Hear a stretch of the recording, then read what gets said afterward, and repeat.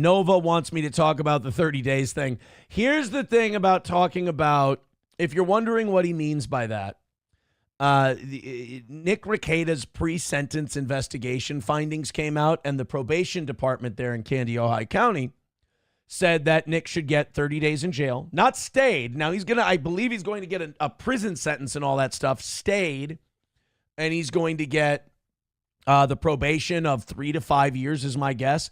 But they're recommending 5 years, 80 hours of community service, and 30 days in the clink, 30 days in the county jail.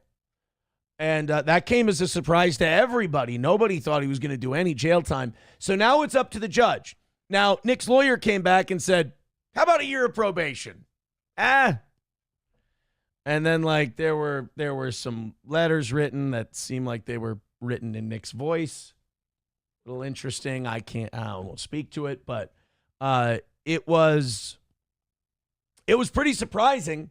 I don't think that the 30 days is going to happen, although this Judge Wenzel is a hard ass on drugs. It's not a bad idea. I think everybody in his position should get 30 days to start, because it's a good way to make sure that the person that we're talking about gets 30 days to clean out, 30 days to dry out, because right now he can drink his ass off. And there have been times where you can tell online, or he's been on the phone or whatever, he's been drunk. And he went out to Los Angeles, and Vito said on Dick Masterson's podcast that he was fucking hammered, talking about how the government took his kids at a wedding and he was ignoring social cues to shut the up. Great friend, by the way, great friend. And you have so you now have this thing where that 30 days is hanging over his head, and that's kind of interesting. But I don't think it's going to happen. But it's not up to me. It's up to Judge Wenzel, and it's tomorrow. Snowcat Tish says he'll only do jail if he violates probation. That stipulation is in the prosecutor's recommendation. That's the prosecutor. This is a different thing. This is the probation pre-sentencing investigation. It's totally different. But yeah, people have been writing me messages and asking me, what do you think about the 30 days thing? I don't think it's going to happen. I think the 5 years probation is going to happen. I've said 3 to 5 from the very beginning. Minnesota's very lenient on drug addicts. They want to give you they don't want to take up a prison cell, and they don't want you to do drugs and drink anymore because you've already proven you can't handle it like the rest of us can. So they want you to be clean for 5 years, and then they figure you'll behave yourself after that because he'll be 50 by that time, and you'll be too old for this shit, and you'll have kicked it by then.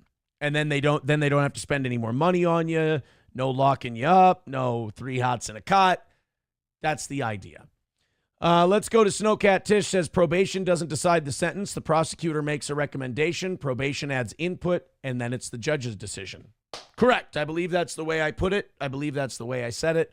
And I agree with Snowcat Tish. And I do believe that, again, I think the judge will go with a combination of the recommendations. Approachable with $1 says, after 20 hours of work, my memory is a little foggy from yesterday. Didn't you have some nice background music to play while covering that story? You guys kept that going for the whole 2.5 hours. Deutschad says we should recommend songs to help with Nick's sentencing.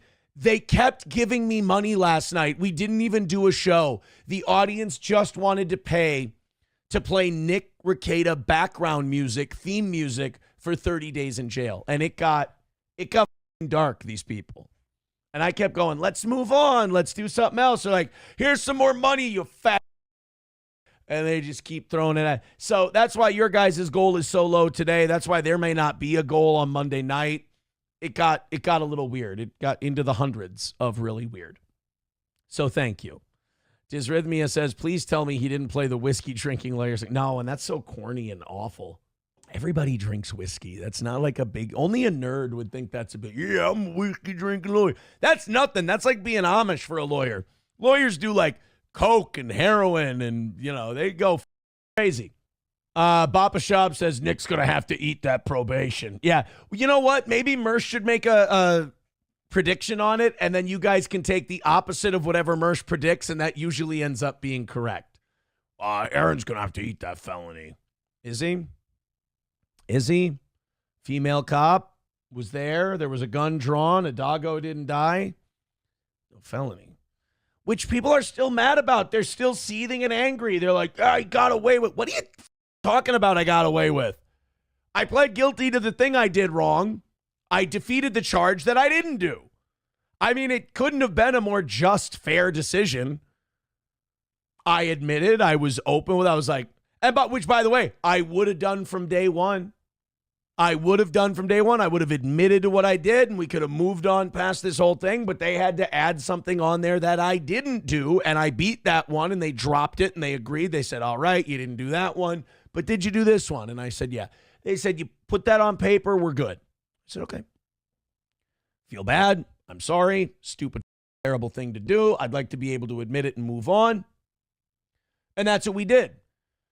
They've got him dead to rights on the felony. Yeah, to the point that we were, to the point where they were like, all right, forget the felony. I feel like maybe the prosecutor watches Nick and Mersh, and they were like, oh, God, if these dipshits think it's a good thing, I got it. You know what? Let's drop that right away.